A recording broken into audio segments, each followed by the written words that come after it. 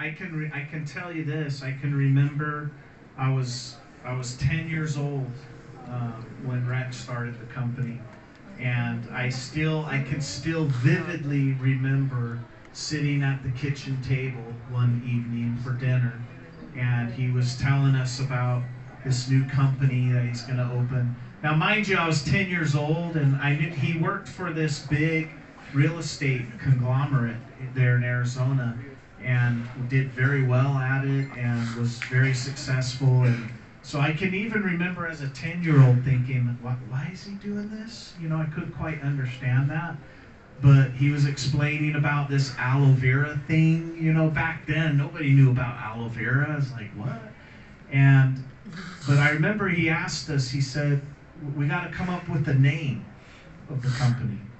And so the family kind of talked about it over dinner. We're eating dinner, and we talked about different names, and we landed on, we were like, okay, what's this aloe vera do? It makes you feel better, it gives you better health.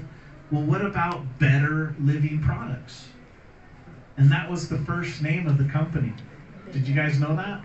No. Better Living Products. And then about a year later, we got a letter from a lawyer that said, I represent Better Living Products. You're using our name. You need to change it. That's a true story. That's a And copyright. then we landed on Foreverliving, and I think that's much better anyway, right? Yes. So anyway, that was one of the first memories of Rex starting the company.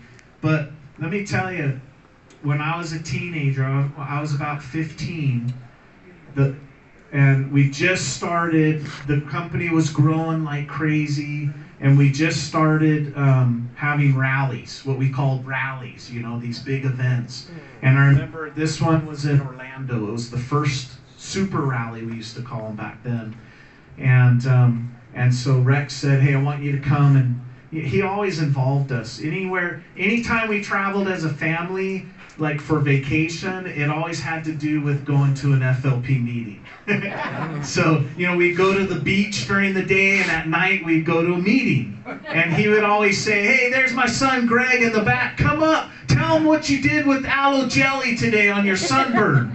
That's how I grew up, all right? So I'm at this big convention, this big rally in Orlando, and at that time, most of it was just U.S. people. You know, we had maybe Japan and Australia and a few others that were just getting going.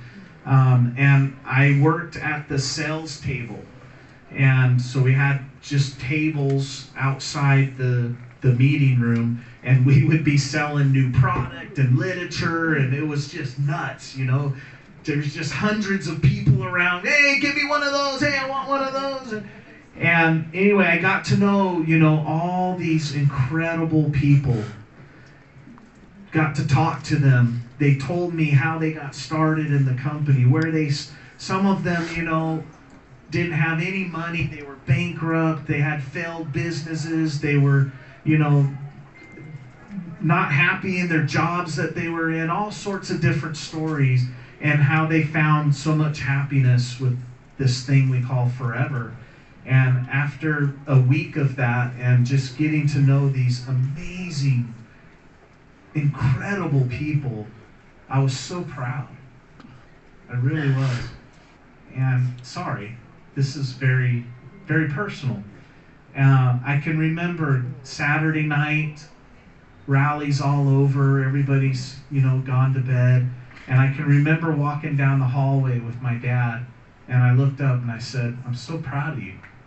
This is amazing. I know exactly what I want to do with the rest of my life.